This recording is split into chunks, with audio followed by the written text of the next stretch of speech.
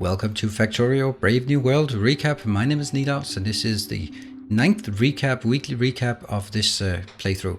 So this playthrough is what's going on over on my Twitch channel, twitch.tv/Nilaus. And I'm streaming this Tuesdays, Thursdays and Sundays at 8 PM Central European Time. So do drop on by if you want to hang out and see what we're up to. So this is the starting point, and we're just starting to do a massive expansion, and biters are on the wrong side of the fence. But let's jump forward into after the first stream, just to get a sense of what is the first thing we built. We've at this point completed production signs, but let's jump forward.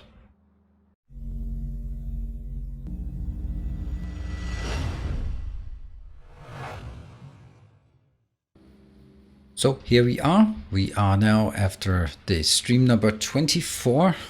And as you can see, this area has now been cleared out. Biters are on the right side, the outside of our base, which is exactly where we want it to be. We've also started an expansion down here, claiming more territory. We do this for several reasons. We want to have this space available for further expansion, as well as be able to claim the 37 million iron down here. The pathing back and forth is still going on. What we have been doing in this one is we have converted, or we started designing the rocket control units, because as our principle goes, we're still working on our little base here, and anything that isn't keeping up is going to be the candidate for expansion. So this is now the rocket fuel the rocket science isn't keeping up because rocket control units are not keeping up. Both low density structures and rocket fuel is produced outsourced, so that's not really a big deal. Yeah, so that's what we have right now. We have the blue signs, we have production signs, we also have the red and green signs up here being built now. I think that was something new that was built between the last... Yeah, this is a new one that's added in this episode. So a small one, but it does solve another problem. So one of the things that I was worried about was, like, if I start having like science, where do I need to build like the final form? Do I have to build more trains and all that stuff? And that's going to be very difficult to fit in. But I've basically decided that I'm not going to do that. I'm going to let the robots do a lot of the heavy lifting for the transport. Yeah, so we do all of this. All of this is just coming in back to our main base here with robots. And maybe at some point it's going to be a bad deal, but I'll do it for now, and we'll see. When we get to 22.5 per second times 7 different sciences, we might change our mind. But, you know, just add more robots. I think it's going to be interesting to see if that works at all. So that's another one done, and we are now starting to work on the rocket control units, because that's the one that's out here. So that's going to be the next one we built. Let's jump out and see where that's going to be built. Jump forward to the next episode. We have now crossed the 100-hour mark for this little base, and I'm becoming more comfortable with the way that it works. So on the one hand, I did feel like I had the issue that that the train was turning into too much spaghetti, which it absolutely was, no doubt, and it's still very heavily spaghettiized, if that's a thing. But at least by just not forcing everything to be on trains, we are still it's going to be workable, I think. And that's going to be like, for example, the blue circuits here. They are just coming out at this location, building very rapidly. Actually, look at this. This is very nice. But now we also have our rocket control units. As you can see here, instead of forcing in another train, then I'm just simply saying, just bring it in like this. And that now means we have plenty of rocket control units. So that's the build we designed in the previous episode. Now it's been implemented. We found a location where it was easy to put in. This one here it's available and it's now sealed off.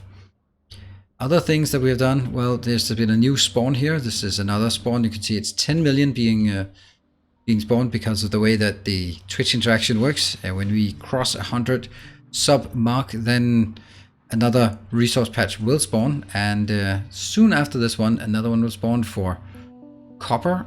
After iron, it goes copper, then it goes oil, then it goes coal, then it goes stone. So those will all spawn within our current vision. So they won't be spawning like really far away. It'll be very nice locations here. So far we've been very lucky that didn't get sort of on top of everything else. Also, we have now started the design, or basically we've redone the science. This science, according to, I think this will keep enough science going, or at least it'll be such that it's very easy to scale up.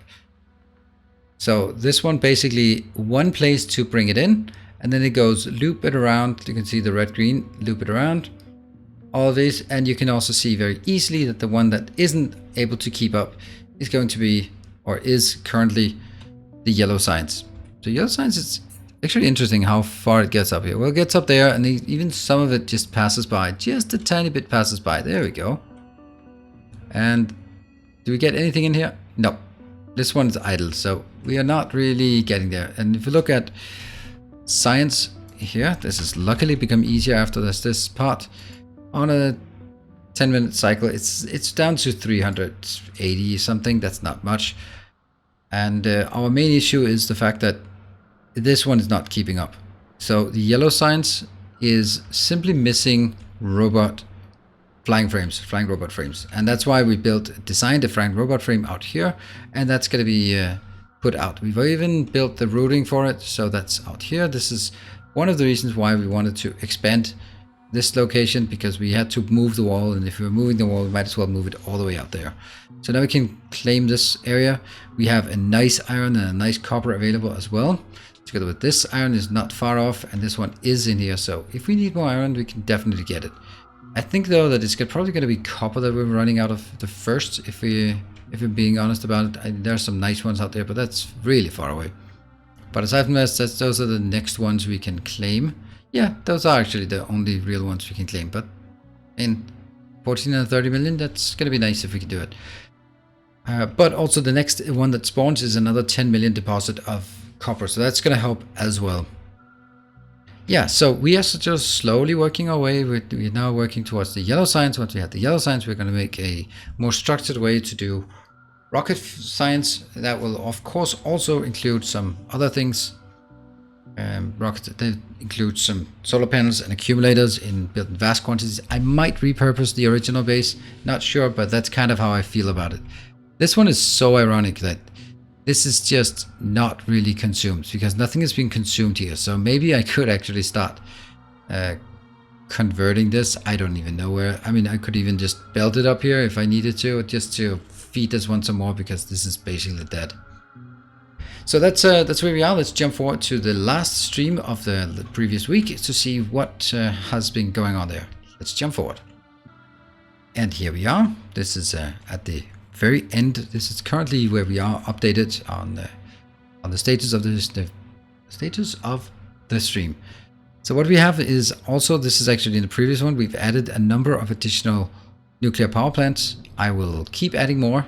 They are nice 480 megawatt power plants, and they just scale. They are so easy to stamp down, and I can just keep going down here for a while, or even go in here into the lake. Pretty damn cool. I like this pattern. I'm going to be expanding this further on.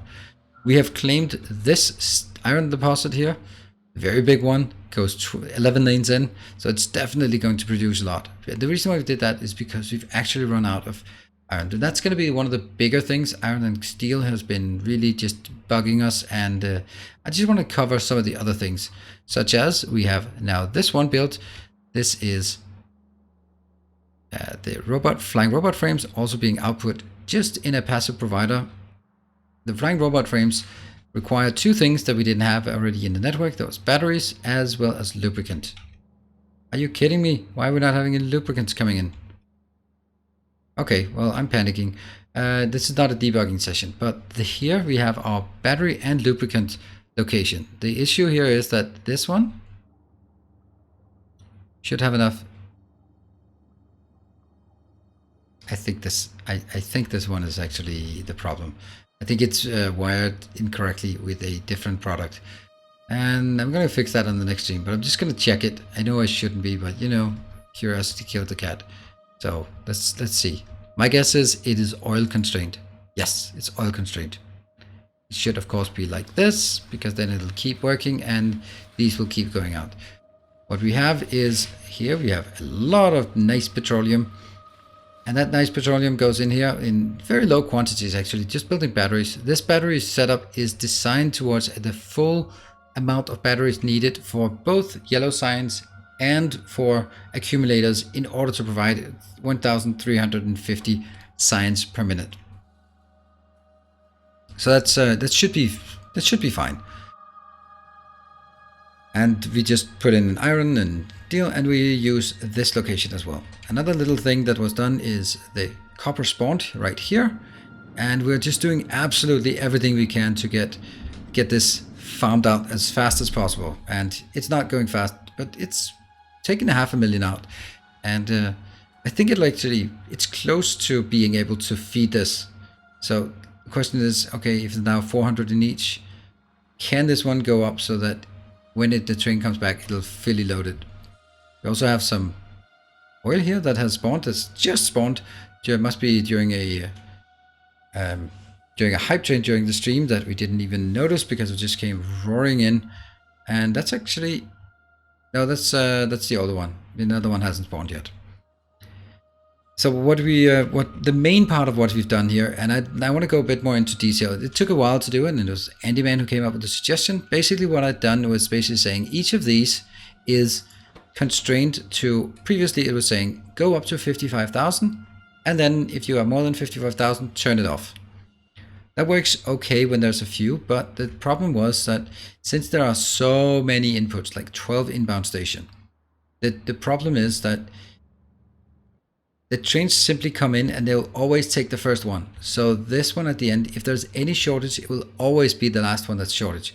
And the last one, the last two here, they go up to deliver to low density structures. It means if there's any shortage, low density structures, it gets started of steel. And that's a bad deal. So I have currently 6 trains inbound. That should be enough. But I need to do another setup here. So the setup is working in a different way now. What we're doing is on the green line, you can see over on the right hand side, we have 74,000. That signals the average amount in each station. And that's important because if this average drops low, that means that some stations just don't have enough. If it's 73,000 when the threshold is 55, that means every single station is brimming with iron. So that's good. And on the red one, it signals how much is in this specific one. So if we go over here, this is 73 average. It will also be 73 average because all of them will have the same average. What I do is I feed it into 2 conditions here, and only when both conditions are true, green, will it signal. And it also gives us the opportunity to, as you can see here, use colors. So this one will go, is this station, does it have less than the average? So this station has 58. 58 is less than the average of 73. That means, yes, that's one condition met. The other condition is it less than 55,000? No, it is not. So only when those 2 conditions are true, will it request another train coming in, or will it open the station and no train will come in.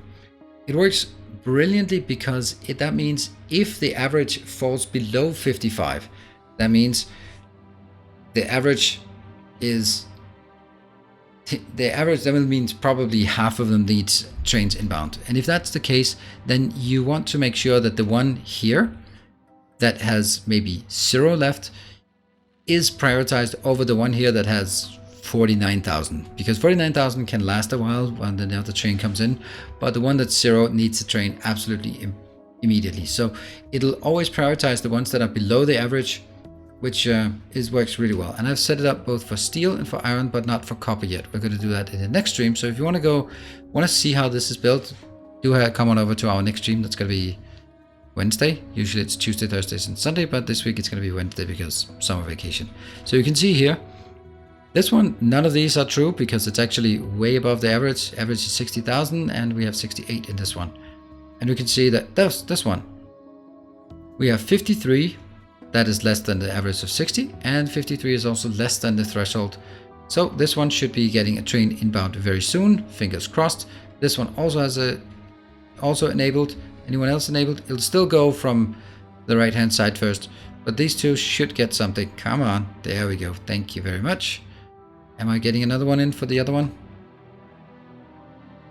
And here we go. Wow, look at that. So that comes in, and you can see the next ones because they're just flowing. That one will activate as well. Look at that. 1, 2, 3, and then the next one will come in here. That's, oh, man, just thank you for proving my point. That is excellent. And now we have just turned off all the stations. No one is requesting anything, and we reached a steady state, and the trains can go back. They can go back to their loading station and get ready for the next load. There we go. So that's a pretty awesome setup, and it took a bit of time, and I made some silly mistakes while doing it, but it was fun, and it works brilliantly. This is kind of compensates for the fact that we don't have a stacker, but we are going to need more iron coming in to this location, so we're going to need to tap this one and that one as well as build the yellow signs, because now if we look back at our pathetic starter base, actually, what is the major malfunction? It's rocket fuel. Didn't even know that. What is the rocket fuel doing? The rocket fuel, oh, this is simply because it's not launching fast enough now. I mean, it just keeps being new bottlenecks that come to, oh, no, it's actually this one. It's actually the acute lack of accumulators. Ah, interesting. Good. I'm just pretending I didn't see that they were unpowered. All right, so we are moving on. We are working on yellow science. We're working on rocket science. Once we have all of those things working, we're going to be working on tweaking the bottlenecks so that the whole thing will actually provide or will perform at the level we want it to. Because right now, it might be theoretically possible, but there will be train bottlenecks, there'll be build bottlenecks, there'll be all sorts of weird bottlenecks that we need to deal with once we move on. So that's going to be exciting for the next 10, 15 episodes. I think this is going to run for the entire summer. Let's see about it. Anyway, thank you very much for watching, and remember, this is over at Twitch TV/Nilaus, and streaming Tuesday, Thursdays, and Sundays at 8 p.m. Central European Time. This week, exception, it's going to be Wednesday instead of Tuesday, but do come on over. I'm streaming most nights anyway. Thanks for watching, and as always, stay effective.